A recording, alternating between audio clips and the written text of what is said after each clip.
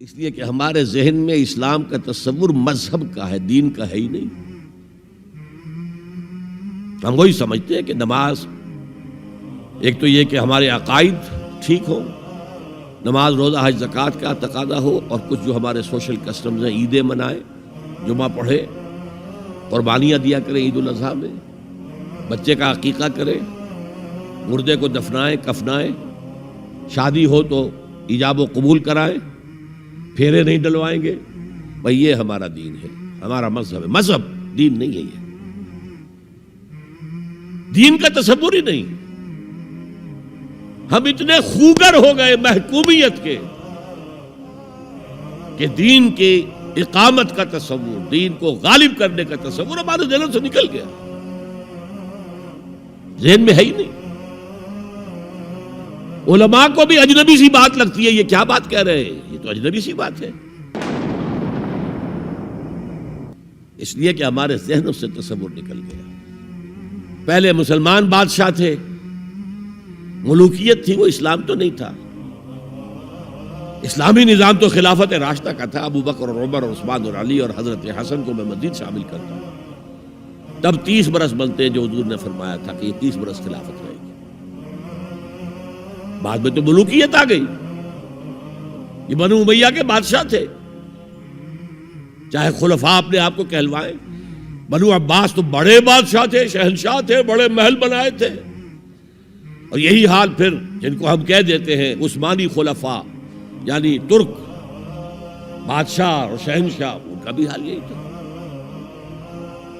اسلام کہاں ہے؟ اس کے بعد آ گئے انگریز۔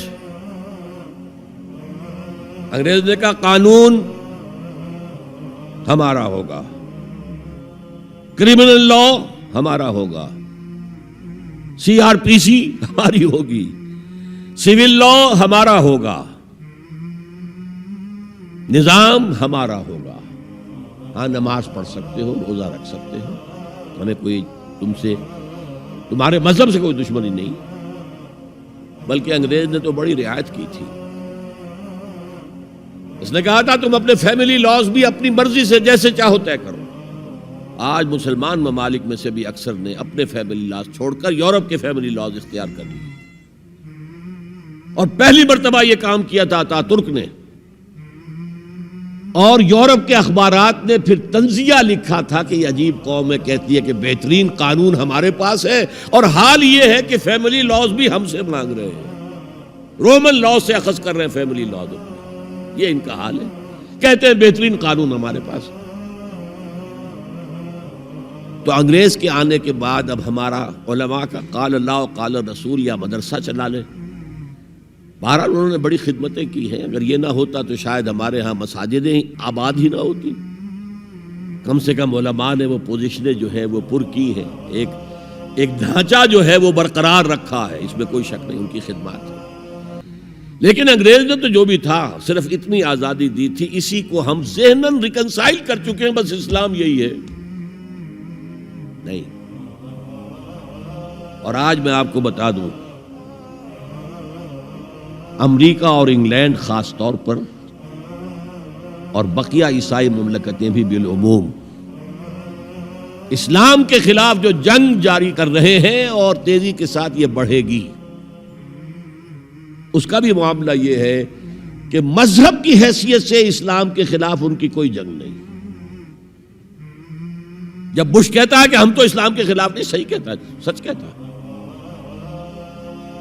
وہ یہ کہہ سکتے ہیں you have come here, you have purchased churches and synagogues and converted them into mosques, did we object? تم یہاں آئے، تم نے چرچ خرید کے مسجد بنا لی، سینیگوگ یہودیوں کا خریدا اور مسجد بنا لی، ہم نے کبھی روکا تمہیں؟ تم نمازیں پڑھتے ہو، ہم نے روکا؟ روزے رکھتے ہو، ہم نے روکا؟ بلکہ رمضان میں وائٹ ہاؤس میں ایک افطاری بھی دے دیتے ہیں تمہیں، سیریمونیل۔ تمہاری عید ہے، بقرہ عید ہے، ہم کو کومیموریٹو سٹیمپس جاری کر دیتے ہیں، یہ عید کا جو ہے ڈاک کا ٹکٹ ہے اور یہ بقرہ عید کا ہے۔ تو مذہب سے تو ہمیں کوئی اعتراض نہیں، لیکن اسلام کا سیاسی، معاشی اور سماجی نظام nothing doing, we will not bear it، نظام ہمارا ہوگا۔ اور سمجھ لیجئے یہ تاریخ نے پورا سرکل ایک گھیرا پورا کر لیا ہے۔ وہ جو مولانا حالی نے کہا تھا، اے خاصہ خاصان رسول وقت دعا ہے، امت پہ تیری آ کے عجب وقت پڑا ہے۔ وہ دین جو بڑی شان سے نکلا تھا وطن سے، پردیس میں وہ آج غریب الغرباء ہے۔ کس شان سے نکلا تھا اسلام، اور آج بالکل ریورس ہو گیا معاملہ۔ اسلام نے یہ کہا تھا اسلام لے آؤ، ہمارے برابر کے بھائی ہو جاؤ گے۔ ہم یہ بھی نہیں کہیں گے ہم پرانے مسلمان ہیں، سینئر مسلمان ہیں، ہمارے حقوق زیادہ ہیں، تم نیو کمرز ہو، نو مسلم ہو، تمہارے حقوق نہیں، بالکل برابر۔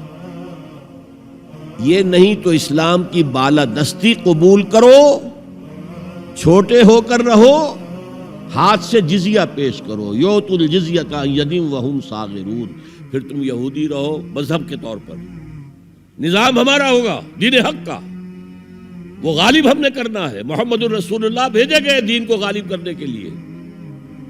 ہمارے اندر طاقت نہ ہو تو کیا کریں، مجبور ہیں، لیکن طاقت ہو اور پھر دین کو غالب نہ کریں تو ہم تو غدار ہیں اللہ کے۔ لہذا کیا کہتے تھے، ایمان لے آؤ برابر کے ہو جاؤ گے، نہیں تو رہو تم عیسائی رہو، یہودی رہو، مجوسی رہو۔ ابھی شروع میں ان تین سے ہی معاملہ تھا نا، لیکن اسلام کی بالادستی نظام ہمارا ہوگا، باقی تم نیچے رہو، اور اگر یہ بھی منظور نہیں تو آؤ تلوار ہمارے اور تمہارے درمیان فیصلہ کرے گی۔ یہی بات تھی کہ نہیں؟ آج وہی بش کہہ رہا ہے نظام ہمارا ہوگا، اس نظام کے نیچے تم رہو، مسلمان رہو، ہندو رہو، عیسائی رہو، کچھ رہو۔ یہ بالکل برعکس کیفیت ہوگی۔ تو آج کا مسلمان جو ہے ان چیزوں سے اس لیے ذہناً غافل ہے کہ حضور کی اتنی تاکیدی حدیث، انی آمرکم بخمس اللہ امرنی بہن بالجماعت والسمع والطاعت والہجرت والجہاد فی سبیل اللہ، کبھی ممبر سے نہ سنائی گئی، نہ کبھی سنی گئی، اس لیے کہ یہ اس عمل کا نام ہے جو دین کو قائم کرنے کے لیے ہوگا۔ چوتھا کام فرمایا